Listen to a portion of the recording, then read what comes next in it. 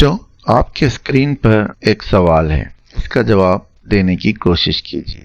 کیا آپ جانتے ہیں پودے اپنی غذا کس طرح تیار کرتے ہیں؟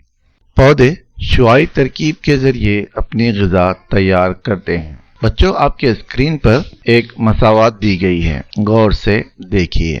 پودے جس عمل سے اپنی غذا تیار کرتے ہیں وہ شعاعی ترکیب کہلاتا ہے۔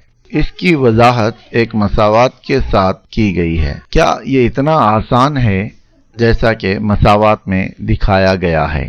نہیں، یہ ایک پیچیدہ عمل ہے جس میں دو مراحل شامل ہیں، ضیائی تعامل اور سیاہ تعامل۔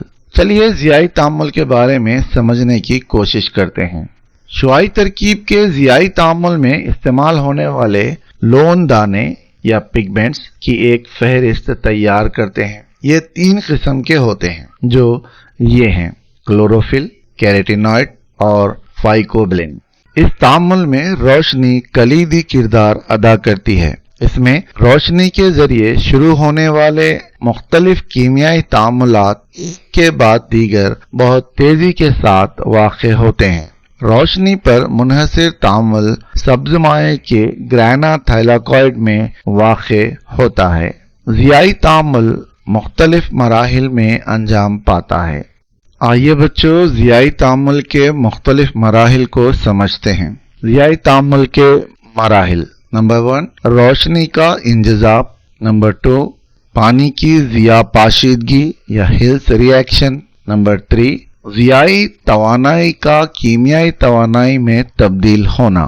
پہلا مرحلہ، روشنی کا انجذاب۔ کلوروفل جب شعاعی توانائی کے تماس میں آتا ہے تو وہ فوٹان کو جذب کر کے متحرک یا ایکٹیویٹڈ ہو جاتا ہے، جو پانی کے سالمات کو توڑنے میں مدد دیتے ہیں۔ اس عمل کو ضیاء پاشیدگی کہتے ہیں۔ آئیے بچوں، اب ضیائی تعاملات کے دوسرے مرحلے ضیاء پاشیدگی یا فوٹولائسس کے متعلق معلومات حاصل کرتے ہیں۔ سورج کی روشنی متحرک الیکٹران پانی کے سالمے کو ہائیڈروجن رواں اور ہائیڈرو آکسل رواں میں توڑتے ہیں۔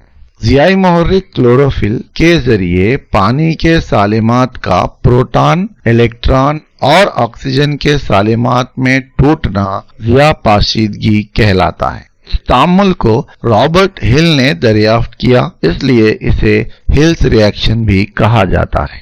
بچوں، یہاں ہم ضیائی تعاملات کے تیسرے مرحلے ضیائی توانائی کا کیمیائی توانائی میں تبدیل ہونا کے متعلق معلومات حاصل کریں گے۔ اس مرحلے میں بہت زیادہ تعامل پذیر پانی کا رواں بڑی تیزی کے ساتھ دو مختلف سمتوں میں ہائیڈروکسل رواں اور ہائیڈروجن رواں میں تبدیل ہو جاتا ہے۔